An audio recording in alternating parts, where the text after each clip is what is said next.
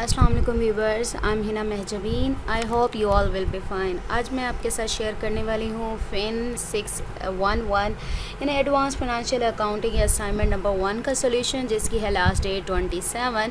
But solution share करने से पहले अगर आप मेरे चैनल पर न्यू हैं तो प्लीज़ मेरे चैनल को सब्सक्राइब कर दें, बेल आइकन को ज़रूर क्लिक कीजिएगा, लाइक भी कीजिएगा और शेयर भी कीजिएगा। ओके, ये तो है मेरा idea solution. First of all हम स्टार्ट करते हैं अपने क्वेश्चन से। ओके, 20 मार्क्स की आप लोगों की असाइनमेंट है। फर्स्ट इतनी थोड़ा सा थक गई हूँ, इसके बारे में इतनी सर्च किया है, थोड़ा सा डिफ़िकल्ट थी असाइनमेंट, तो मैं आपको एक पॉइंट करके बताऊँगी, यानी एक पॉइंट पढ़ेंगे, फिर उसके बाद मैं आपको उसका आंसर दिखा दूँगी, ठीक है। फर्स्ट क्वेश्चन का फर्स्ट पार्ट है हमारे पास। Munir trading company has face the lawsuit for damages claim for 1 million rupee by another company, यानी उनको डैमेज का जो केस किया है, सपोज कर लें कि 1 मिलियन रुपीज़ का, just before the financial year ending on 30 जून, यानी उनका जो फाइनेंशियल ईयर होता है उसके एंड होने से पहले, जस्ट बिफोर के अभी होने वाला था। It was believe that the decision of the case is remote and uncertain as well, यानी दूर दराज है, यानी हमारे हद से बाहर हो गया। There was the provision for the damage claim was not created by the company, यानी इसके बारे में जो खाता खोलना था या उन्होंने दर्ज इंदराज वगैरह करना था वो नहीं किया। It was the day of 12 August, a month and half after the ending of the financial year. अब एंड होने से सिर्फ आफ्टर द यानी एंड होने के बाद एक महीना यानी 1.5 महीना बाद, when the court give the decision in the favour of the other company, party के फेवर में दे दिया, लेकिन रिपोर्टिंग ईयर एंड हो गया, ठीक है। आपने क्या आंसर देना है, under what condition the above event can be considered as adjusting and non adjusting event, determine its treatment as per IAS 10 in both cases. पहले तो आप लोग देख लें IAS होता क्या है, मैंने यहाँ पर डेफिनेशन हाईलाइट की थी। IAS 10 जिसकी एब्रीविएशन है international accounting standard 10, events after the reporting period, यानी रिपोर्टिंग पीरियड के बाद अगर कोई आपका मामला आ जाता है या कोई नई एंट्री होती है या इवेंट होता है, उसके लिए स्टैंडर्ड्स बनाए गए हैं, रूल्स बनाए गए हैं। Contains requirements for when events after the end of the reporting period should be adjusted in the financial statement. जब अगर यानी आपका रिपोर्टिंग पीरियड भी हो गया, उसके बाद जाके कोई भी इवेंट होता है तो उसको फाइनेंशियल स्टेटमेंट में किस तरीके से एडजस्ट कर सकते हैं, ठीक है। ये तो डेफिनेशन हो गई, लेकिन मैंने आपको दिखाना है अब जहाँ पर यूज़ हुआ एडजस्टेड और नॉन एडजस्टेड का, तो मैं ये आपको दिखाती हूँ आपके हैंडआउट्स में। और ये जो एग्जांपल्स आपने देखे कितने सारे टैब्स ओपन हैं। ओके, आपने क्या करना है, जस्ट अपने हैंडआउट्स ओपन करें या गूगल पर ओपन विद गूगल कर लें आप लोग, उसमें आप लोग टाइप कर लें एडजस्टिंग, ठीक है। आपने एडजस्टिंग करना है, एडजस्टिंग से रिलेटेड सारे आपके पास आ जाएंगे। ये भी मैंने जो ओपन किया हुआ है ये देख लें, पेज नंबर 140 है। The classify the following events after the balance sheet date as adjusting और नॉन एडजस्टिंग। आपने बताना है ये इवेंट्स कौन से एडजस्टिंग है, नॉन एडजस्टिंग है। आप लोग अगर इसकी ये एग्जाम्पल्स पढ़ेंगे, ये देख लें आप लोग, यहाँ पर इसकी एग्जाम्पल्स भी हैं और सोल्यूशन भी गिवन है, ठीक है। पेज नंबर 144 से देख लें, ये सारे एग्जाम्पल्स हैं और उसके सारे इवेंट्स भी दिए हुए हैं। ये मेजरमेंट, ये देखें, ये वाली ये देखें, रिकॉग्निशन है, मेजरमेंट, यहाँ से आप लोगों को देखकर पता चलेगा कौन सी एडजस्टिंग इवेंट्स हैं और कौन से नॉन एडजस्टिंग है, ठीक है। ये देख लें आप लोग 141 से, यानी फर्स्ट नंबर पे ही आपका आ गया, मेरा ओपन हुआ था। ये देख लें 142, यानी आगे चलते जाएं, देखिए सोल्यूशन भी, this is an adjusting event after the balance sheet date and should be recognised in the financial statements. ये सारा कुछ सोल्यूशन भी राइट किया हुआ है। इससे मिलते जुलते ही हमारे इंस्ट्रक्टर ने असाइनमेंट दी है, ये डिस्क्लोजर की आ गई, ये देखिए नॉन एडजस्टिंग इवेंट्स आ गए, पहले एडजस्टिंग थे, आप लोग इस पर एडजस्टिंग पर सर्च करें। चले, एडजस्टिंग इवेंट्स होते कौन से हैं, those events that provide evidence of conditions that existed at the balance sheet date. Adjusting events after the balance sheet date, यानी रिपोर्टिंग डेट के बाद होते हैं, लेकिन जो एडजस्ट करने होते हैं उनका कोई एविडेंस होता है जिसकी बिना पर हम इनको एडजस्ट करते हैं फाइनेंशियल स्टेटमेंट्स में, ठीक है। ये तो हो गए एडजस्टेड इवेंट्स। और दूसरे जो इवेंट्स होते हैं, those events that are indicative of condition that arose after the balance sheet date, balance sheet बनाने के बाद या फाइनेंशियल स्टेटमेंट बनाने के बाद या रिपोर्टिंग के बाद जो केसेस खड़े होते बाद में ही है, रिपोर्टिंग डेट के बाद, लेकिन वो ऐसी कंडीशंस हैं जो कि कोई सबूत नहीं होता। एग्जांपल ले लें, फ्लड आ गया यानी कोई सबूत ही नहीं बचा, या फिर कोई डेट या कह लें फायर हो गई यानी फायर ऑफ हो गया, आपके आग लग गई कहीं पर, तो इस तरह के जो इवेंट्स हैं वो नॉन एडजस्टिव होंगे। और एडजस्टिंग जो होंगे उनकी एविडेंस होती है, यानी इस डेट पर इसने ये काम किया था, या कोई रिसिप्ट होगी जिसकी बिना पर आप लोग एडजस्टमेंट कर सकते हैं। ठीक है, तो एडजस्टिंग और नॉन एडजस्टिंग का इवेंट्स का तो आई होप आप लोगों को पता चल गया होगा। चलें अपनी क्वेश्चन की तरफ चलते हैं। मैंने आपको बता दिया, आपकी बुक में है, आप सिंपल एडजस्टिंग को सर्च करें, आपके सारे इवेंट्स जो हैं देखिए एक्सप्लेनेशन के साथ आपके निकल आएंगे और एग्जांपल्स भी आ जाएंगी आपकी। ठीक है, ये देखें ये आ रहा है, ये देख लें, आपकी एग्जांपल्स भी आएंगी। जो जो टॉपिक है डिस्क्लेयर का है तो डिस्क्लेयर को यहाँ पर अपने हैंडआउट्स में सर्च कर लें, उससे रिलेटेड जो टॉपिक है आपका निकल आएगा। एडजस्टिंग है, नॉन एडजस्टिंग है, डिविडेंड है, ये सारा आप लोग इस तरीके से सर्च कर सकते हैं। चलिए हम अपने क्वेश्चन की तरफ चलते हैं। आपको बताना है कि किस कंडीशन के बिना पर ये एडजस्टिंग है और किस कंडीशन की बिना पर ये नॉन एडजस्टिंग है। मैंने एडजस्टिंग का भी बता दिया, नॉन एडजस्टिंग का भी बता दिया, यानी क्या क्लेम, क्या हमें एविडेंस है जिसकी वजह से हमें लगता है एडजस्टिंग है और किसकी वजह से हमें लगता है नॉन एडजस्टिंग है, और आपने इसका ट्रीटमेंट बताना है, यानी इसका और क्या किया जाए दोनों केसेस में। अब मैं आपको इसका आंसर दिखा देती हूँ। ओके, आपका आंसर है क्वेश्चन नंबर 1 का जो ए आंसर है वो यहाँ से स्टार्ट हो रहा है, ये रहा। एडजस्टिंग इवेंट क्यों है? Adjusting the event took place during the reporting period and the settlement after the reporting period of the court case. अब रिपोर्टिंग उसने, मैं आपको दिखाऊं कैसे ड्यूरिंग हुआ है। ये दे, just before the financial year ending, end होने से पहले ही उन्हें पता चल गया भाई हमारे हाथ में नहीं है केस। ठीक है, अच्छा जी। Court case confirm that Muni trading had a present obligation at the end of the reporting period, यानी एंड ऑफ द उसके लाइबिलिटी है, यानी उसका फ़र्ज़ है कि वो पे करे। The entity adjust any previously recognised provisions, यानी उसकी कोई भी कर्ज वगैरह या कोई भी उसका रिकॉर्ड वगैरह रहता है तो उसको एडजस्ट करना चाहिए related to this court case in accordance with the IAS 37 provision. ये प्रोविजंस के नेम है, यानी जैसे IAS 10 है उसी तरीके से जैसे ये सेक्शंस होते हैं, जैसे लॉज होते हैं, लॉ का नेम भी आगे right, contingent liabilities and contingent assets और रिकग्नाइजेज अ न्यू प्रोविजन, यानी ये सारा नेम है, ये एक्ट जो होते हैं ना ये इनका नेम है। ठीक है, इसके अकॉर्डिंग इनको क्या करना चाहिए। अब तो कोर्ट ने भी केस का फैसला सुना दिया है, तो क्या करना चाहिए, इन्हें जो भी इनकी लाइबिलिटीज़ जो भी इनके बनते हैं यानी डैमेज वगैरह जो भी इनकी वजह से हुआ है तो वो उसको पे करना चाहिए। अब नॉन एडजस्टिंग, ये एडजस्टिंग इसलिए है क्योंकि इसका हमारे पास प्रूफ है, एविडेंस है कि ये इससे पहले हुआ था और ये कहा गया था कि ये हमारी रिमोट है और अनसर्टेन है। नॉन एडजस्टिंग की बात आ गई। द कमेंसमेंट यानी आगाज़ हुआ कोर्ट केस का due to events which took place after the reporting. अब जो उसका केस का जो आया था फैसला वो कब आया था? It was the day of 12 August, a month and half after the ending of the financial year, यानी फाइनेंशियल ईयर के 1.5 महीने बाद कोर्ट ने डिसीजन दिया था। ठीक है, case due to the event will take place after the reporting date shows it as non adjusting event. In case of non adjusting events no adjustment is required in financial statements. वैसे तो कोई adjustment की ज़रूरत नहीं होती, instead बजाय IAS 10 requires, लेकिन IAS 10 requires such events to be disclose. Disclose का मतलब होता है अफशा कर देना, यानी बता देना या उसको ऐड कर लेना in the notes to accounts if these are considered to be material, otherwise these will be ignored. अगर तो वो मटीरियल से रिलेटेड है तो वो तो कर लेंगे अपने ना अकाउंट्स में, यानी नोट ऑफ अकाउंट्स में उसको अफशा कर लेंगे, यानी ये मेंशन करेंगे कि ये चीज़ हमारे से हुई है, ख़राब हुई है या हमने यहाँ पर पे किया है। लेकिन अगर नॉन मटीरियल है, मटीरियल वगैरह नहीं है, जैसे फ्लड वगैरह हो गया, फायर वगैरह हो गया, इस तरीके की चीज़ क्या होगी, वो otherwise these will be ignored हो जाएंगी। चलें जी बी पार्ट की तरफ चलते हैं। ओके जी, बी पार्ट।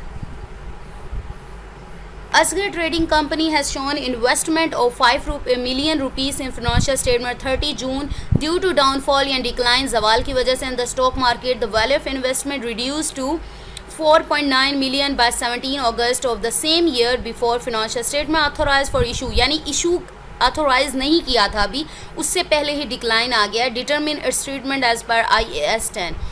अब मैंने जो लिया है देख लें, be the fall in the, अच्छा जी ये मैंने जो राइट किया है ये एप्लीकेशंस में था, मैं देखती हूँ अगर मुझे नज़र आ जाता है यहाँ था या यहाँ था, नहीं एक मिनट, हाँ, यहाँ पर देखें एग्जाम्पल्स गिवन है जिसकी बिना पर मैंने ये निकाला है।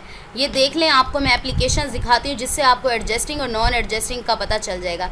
देखें ये एडजस्टिंग इवेंट्स हैं, इसकी एग्जांपल्स मैं आपको ये पूरा आप लोग बल्कि स्क्रीन पर आप लोगों को नज़र आ रहा होगा, आप लोग पढ़ सकते हैं। ये देख लें, एप्लीकेशन एडजस्टिंग इवेंट्स के बारे में बताया हुआ है। अगर एडजस्टिंग इवेंट्स आ जाएँ तो their potential financial the entity is required to account for the adjusting events by adjusting their potential financial impacts in the financial statement before these are finalized and issue। यानी finalise या issue करने से पहले हमें क्या करना होता है, इन्हें एडजस्ट कर लेना होता है अपनी फाइनेंशियल स्टेटमेंट में, यानी इसका क्या असर है। और इसकी एप्लीकेशंस जो हैं, एप्लीकेशन एग्जांपल्स हैं, ये देख लें। फॉलोइंग और द एग्जाम्पल, ये देख लें। अब आगे हमारा आएगा reduction in net utilisation value of inventory, यानी स्टॉक वाला हमारा सी आएगा, इससे रिलेटेड आएगा। और ये देखें कोर्ट वाला आ रहा है, the settlement of a court case after the reporting date. ये हमारा जो फर्स्ट ए वाला किया है उसमें ये देखें ये एग्जाम्पल मैच करती है।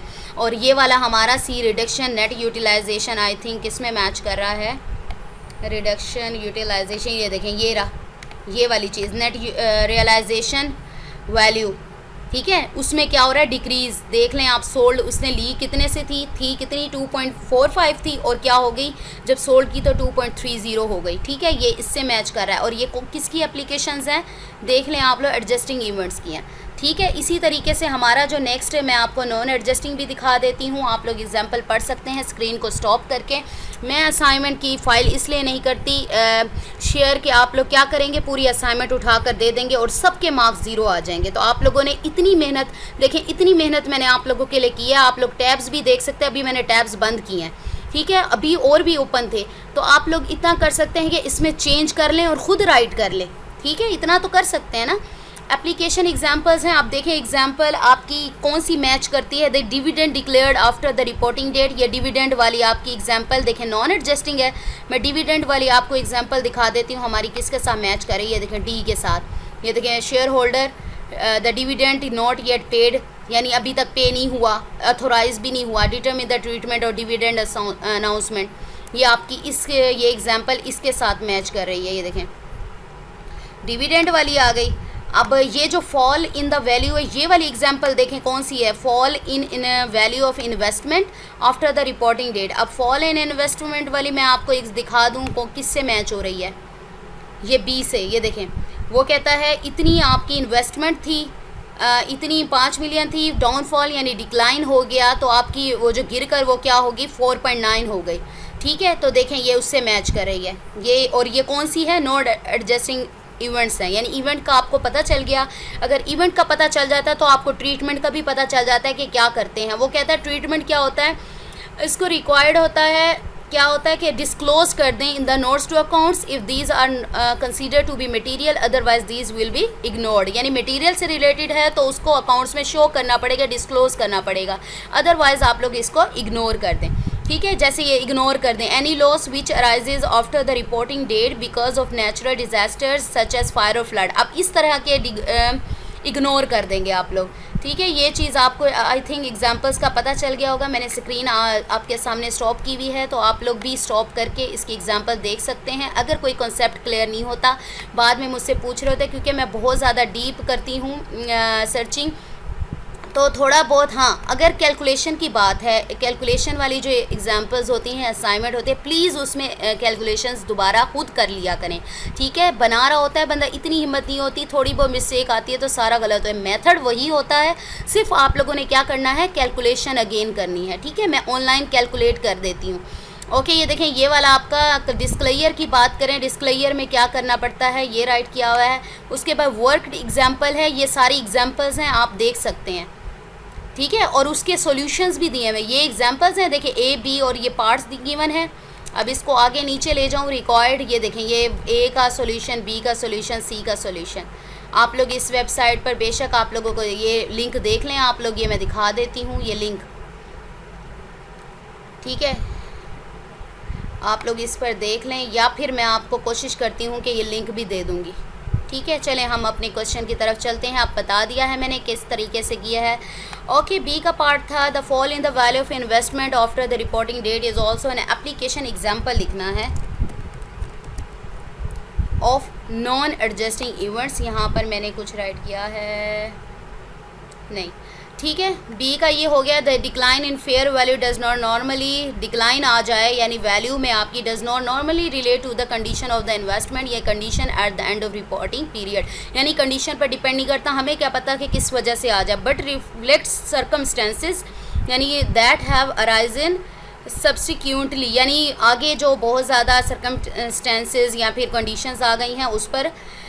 Similarly the entity does not update the, अब ये क्या होता है, इसी तरीके से entity does not update the amounts disclose for the investment as at the end of the reporting period, reporting period के एंड तक इन्वेस्टमेंट डिस्क्लोज नहीं हुई होती, ऑल्दो इट मे नीड, इसकी क्या ज़रूरत है करने की, टू गिव एडिशनल डिस्क्लेयर, यानी एडिशनल इंफॉर्मेशन प्रोवाइड करें, एडिशनल तरीके से आपको रिपोर्ट में दिखाना होगा यानी फिनेंशियल स्टेटमेंट में। An entity shall not recognise such event in financial statement, it shall only be disclosed, यानी इवेंट को रिकग्नाइज नहीं किया जाता या ठीक तरह मेंशन, सिर्फ डिस्क्लोज किया जाता है, मेंशन किया जाता है कि ये चीज़ हुई है।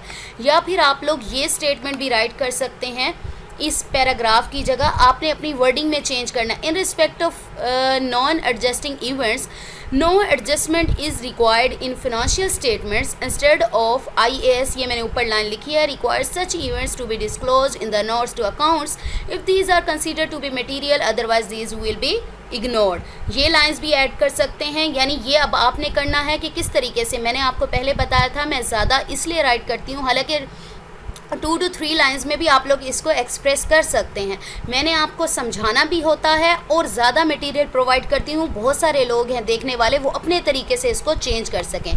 चलें जी, ये हो गया हमारा। नेक्स्ट हम आते हैं सी पार्ट की तरफ। सी पार्ट देखते हैं। Okay, ABC Limited involved in trading business. At the end of the year, the book value of stock was 2.5 million, whereas net realizable value was 2.45 million. अब net realizable value NRV के ऊपर search कर सकते हैं। The stock was sold at 2.30 million after the balance sheet due date, but before the 10th of Feb, the time of financial statements are authorized for issue. Identify that at what price the stock was reported in balance sheet on 31st December. Also identify and explain whether it is an adjusting event or non-adjusting event. अच्छा जी, ये सारी चीज़ें दी हुई हैं, net value दी हुई है, उसे देखें लॉस हुआ है, उसने क्या थी, नेट रियलाइजेबल वैल्यू जो थी 2.45 थी, जब उसे सोल्ड किया था 2.30 थी। ये मैंने आपको एग्जांपल में दिखाया है कि ये एडजस्टेड है या नॉन एडजस्टेड है, ठीक है, ये भी बताया। अच्छा, यहाँ पर एक पार्ट मैंने स्किप किया है, यहाँ पर नहीं राइट किया, ये आप लोग खुद देखिएगा, समझ लें, एक पज़ल की तरह आप लोगों ने इसको सॉल्व करना है। Identify that at what price the stock was reported in the balance sheet on 31st December, यानी इनमें से कौन सी वैल्यू एडजस्ट की जाएगी या ऐड की जाएगी जो फिनेंशियल स्टेटमेंट्स हैं, ठीक है। उसमें अगर मैं देख रही थी तो आई थिंक मल्टीप्लाई 100 करके था तो वैल्यू निकल रही थी, वो ऐड की जाएगी या इस तरीके से था, तो मुझे इतना ज़्यादा कंसेप्ट मेरा नहीं क्लियर हुआ, तो इसलिए मैंने उसे ऐड नहीं किया। लेकिन मैंने ये लाइन, इस लाइन का आंसर इसमें राइट नहीं किया, बल्कि मैंने क्वेश्चन मार्क लगा दिया है। ये दिखा दूं आपको कि ये लाइन मुझे भी याद रहे कि मैंने ऐड नहीं की। चले, मैं ये तो बता देती हूँ आपको कि ये क्या है, एडजस्टिंग है या नॉन एडजस्टिंग है। मैंने आपको इधर इस वेबसाइट पर देखें नेट रियलाइजेबल वैल्यू वाला दिखाया था, किसकी एग्जांपल में आ रहा था, ये देखते हैं, ये ले देखें, reduction in net realisable value of inventory, stock भी हो सकता है after the reporting date, stated at cost at year end पर, indicating from the sale of inventory at low selling price। हमारी भी ऐसे ही हुआ ना, सेलिंग प्राइस लो हो गई, यानी हमारी एग्जांपल इससे मिल रही है। और देखें ये एग्जांपल किसकी है, एडजस्टिंग इवेंट्स की, ठीक है। तो ये मीन्स हमारे पास क्या हो गया, एडजस्टिंग इवेंट आ गया। तो मैंने क्या लिखा है, द रिडक्शन इन, रिडक्शन कह लें, द लॉस कह लें या ब्रेक डाउन कह लें, कमी जिसे कहते हैं, in NVR net realisable value of stock after the reporting date is an application example of adjusting event, यानी इसकी एग्जाम्पल है। This will be treated as adjusting event as sale of the stock after the reporting date reflects that the NVR of stock is less than the cost, यही चीज़ हमें बताती है क्योंकि stock की वैल्यू कम हो गई है, इसको क्या है एडजस्टिंग इवेंट कहेंगे। एविडेंस, अब वजह ये मैंने बताया है कि मैं ज़्यादा ऐड कर रही हूँ कि इसमें से मतलब तकरीबन ये देखें, इसका भी ये मतलब है, इसका भी ये मतलब है, आप इसमें से कोई भी चूज़ कर लें या चेंज कर लें इसे। एविडेंस, अब मेरे पास आपको बताया था एडजस्टिंग जो इवेंट्स होते हैं उसमें हमारे पास एविडेंस होता है, ठीक है, और नॉन एडजस्टिंग होते हैं उसमें हमारे पास एविडेंस नहीं होता, काम दोनों सेम है, ठीक है। लेकिन इसमें क्या होता है एडजस्टिंग में हमारे पास एविडेंस होता है कि कब हुआ, कैसे हुआ, क्यों हुआ, लेकिन जो नॉन एडजस्टिंग है उसमें हमारे पास एविडेंस नहीं होता। The evidence that the value stock has fallen down and entity needs to adjust the value stock included in statement of financial position, यानी हमें पता चलता है कि स्टॉक की वैल्यू गिरी है और हमें इसको एडजस्ट करने की ज़रूरत है। आगे ये भी लिख सकते हैं the entity is required to account, अब ट्रीटमेंट कैसे होगा, the entity is required to account for the adjusting events by adjusting their potential financial impacts in the financial statements before these are finalized and issue, यानी issue या finalise करने से पहले ज़रूरी है कि आपको इसको financial statements में एडजस्ट कर लें। एक लाइन वो क्या वैल्यू ऐड करनी है वो मैंने राइट नहीं किया। ओके, डी की तरफ चलते हैं, बोलना बहुत पड़ता है, चलें डी की तरफ चलते हैं। XYZ limited has declare 10% dividend 2 million rupees to its shareholder of 27th of December 2018 before the ending of financial year, यानी एंड होने से पहले the dividend not yet paid or recorded till the financial statement authorized for issue, लेकिन अभी तक उन्होंने authorise यानी issue नहीं किया। Determine the treatment of this dividend announcement as per IAS International Accounting Standard 10 के according. Dividend declared after the reporting date is an application example of non adjusting events, ठीक है, अभी तक डिक्लेयर भी नहीं हुआ। If dividends are declared after the reporting period but before the financial statement authorise for use, यानी देखें उससे तो पहले ही हुआ है ना, उसने कहा है देखें अभी तक yet till the financial statement are authorise for issue, ये अभी तक डिविडेंड नॉट पेड और रिकॉर्डेड, ठीक है, इससे पहले नहीं हुआ। तो क्या होगा, the dividends are not recognise a liability at the end of the reporting period, liability नहीं समझी जाएगी बिकॉज नो ऑब्लिगेशन एग्जिस्ट, कोई जिम्मेदारी नहीं बनती इस टाइम पर। सर डिविडेंड्स आर डिस्क्लोज यानी मेंशन किया जाएगा, अफशा किया जाएगा इन the notes in accordance with IAS 1 presentation of financial statement, ये रूल है IAS 1, यानी इस रूल के अकॉर्डिंग इसको डिस्क्लोज किया जाएगा। ये भी लिख सकते हैं मैंने और में क्या राइट किया है, इन respect of non adjusting events, ये नॉन एडजस्टिंग है, हाँ नॉन एडजस्टिंग इवेंट है। आपको नॉन एडजस्टिंग इवेंट के बारे में मैंने पहले कहा था, non adjusting event is required in financial statements, कि कोई ज़रूरत नहीं होती इसको करने की, लेकिन इस रूल के अकॉर्डिंग अगर तो ये मटेरियल है, requires such events to be disclosed in the notes to account if these are considered to be material, otherwise these will be ignored, otherwise ये क्या होंगे, इग्नोर कर दिए जाएंगे, ठीक है। ये भी राइट किया जा सकता है, मैंने देखें और राइट किया है, और आपको जो इसमें से ठीक लगे आप लोग चेंज कर सकते हैं इसे। ओके, आ जाते हैं क्वेश्चन नंबर 2 की तरफ, जो कि है 5 मार्क्स का। Under IAS 10 why disclosure for a non adjusted event is important, यानी डिस्क्लेयर करना नॉन एडजस्टेड जो एडजस्ट नहीं की गई वैल्यूज़ जो इवेंट्स हैं उसके डिस्क्लोज करना यानी अफशा करना क्यों ज़रूरी होता है इस रूल के अकॉर्डिंग, इस एक्ट के according. How the disclosure for a non adjusted event is made by an entity in its financial statement, यानी फिनेंशियल स्टेटमेंट में इसे किस तरीके से डिस्क्लोज किया जाता है यानी अफशा किया जाता है।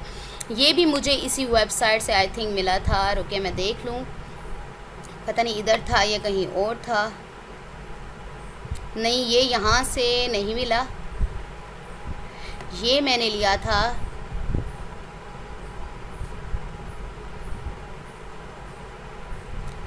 चलें जी देखते हैं यहाँ से, हाँ इस वेबसाइट पर है, ये देख लें आप, डिस्क्लेयर के बारे में ये सारा गिवन है, ये लें, ये वेबसाइट भी देख लें आप लोग, ये वाली वेबसाइट, ठीक है।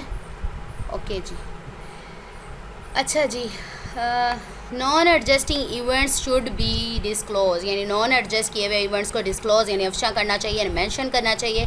If they are of such important, अगर वो इस इम्पोर्टेंस के हों, क्योंकि मैंने आपको बताया था एडजस्टिंग नॉन एडजस्टिंग इवेंट्स को या तो मटीरियल फॉर्म के हों तो उसको आप करेंगे मेंशन करेंगे, ठीक है, यानी डिस्क्लोज करेंगे, otherwise you will ignore these events. अगर ये इस इम्पोर्टेंस के हो दैट नॉन डिस्क्लेयर, अगर डिस्क्लोज ना किया इसे, would affect the ability of users to make proper evaluation and decisions, यानी जो यूज़र्स हैं इसके बिना, यानी अगर आपने ये डिस्क्लोज ना किया तो क्या है, वैल्यूएशंस नहीं कर सकेंगे या डिसीजन नहीं ले सकेंगे। द रिक्वायर्ड डिस्क्लेयर इज़, आपको क्या क्या रिक्वायर होता है कि डिस्क्लोज करें यानी अफशा करें या मेंशन करें। The nature of the event, यानी किस किस्म का है, the estimate of its financial effect और a statement that a reasonable estimate of the effect can not be made, यानी इससे क्या इफेक्ट पड़ सकता है फाइनेंशियल स्टेटमेंट पर, या एस्टीमेट लगा लेते हैं किस तरीके से ये अफेक्ट कर सकता है या नहीं कर सकता, ठीक है। अब उसने कहा था कि how we can do this, तो इसका आंसर यहाँ से है, अ कंपनी शुड अपडेट करना चाहिए डिस्क्लेयर दैट, अपडेट करे वो साथ साथ, that relate to conditions that existed at the end of the reporting period to reflect any new information that it receives after the reporting period or about those conditions। ये act जो भी rule है उसके name भी साथ right किया हुआ है, यानी क्या होगा, रिपोर्टिंग पीरियड के बाद अगर कोई नई इन्फॉर्मेशन आ जाती है या न्यू कोई इवेंट अकर करता है तो उसकी एग्जिस्टेंस के बारे में आपने क्या करना है, डिस्क्लोज करना है इसे अपनी फिनेंशियल स्टेटमेंट्स में। Companies must disclose the date when the financial statements were authorised for issue and who gave that authorisation. क्या है, कंपनीज को डिस्क्लोज करना चाहिए कि किस डेट पर ये की गई और इसे ऑथोराइज किया गया, इशू किया गया ऑथोराइजेशन के लिए, और किसने ये ऑथोराइजेशन दी। इफ़ द एंटरप्राइजेज ओनर्स और others have the power to amend, यानी दस्त करना यानी लगाना लिखना the financial statement after issuance, the enterprise must disclose that fact, यानी किसी को अगर इजाज़त है, अथॉरिटी है कि वो नई जैसे कहते हैं ना नकात अमेंडमेंट बना सकता है या अमेंड कर सकता है, तो ये भी डिस्क्लोज करना चाहिए कि इस तरीके से ये चीज़ अमेंड की गई है। चलें जी, आपका ये हो गया कंप्लीट। अगर मुझे याद रहा तो मैं वो लिंक्स वेबसाइट के ज़रूर डिस्क्रिप्शन बॉक्स में दे दूँगी, आप लोग डिस्क्रिप्शन बॉक्स को ज़रूर देखा करें। ईमेल आईडी भी गिवन होता है और जो डिटेल होती है वो इसी में गिवन होती है, ठीक है। अच्छा जी, जो कैलकुलेशन वाली मैं इसमें वीडियो में बता रही हूँ, बल्कि बार बार मैं बता दूँगी, कैलकुलेशन वाली हैं उसमें आप लोग खुद कैलकुलेशन कर लिया करें। मैं ऑनलाइन कैलकुलेटर यूज़ करके मोस्टली कर लेती हूँ, जिससे थोड़ा सा फ़र्क भी आता है वैल्यूज़ का, ठीक है। मेथड वही होता है, सिर्फ आपने क्या करना है, कैलकुलेशंस करनी है, ओके। चलें, फिर मेरे पास कंप्लेन आई हुई होती है कि आपकी कैलकुलेशंस सेम नहीं आ रही, ठीक, ओके। आई होप काफ़ी हेल्प हो गई होगी आपकी। लाइक और शेयर ज़रूर करना है। अपना ख्याल रखिएगा, मुझे अपनी दुआओं में याद रखिएगा। टेक केयर, अल्लाह हाफिज़।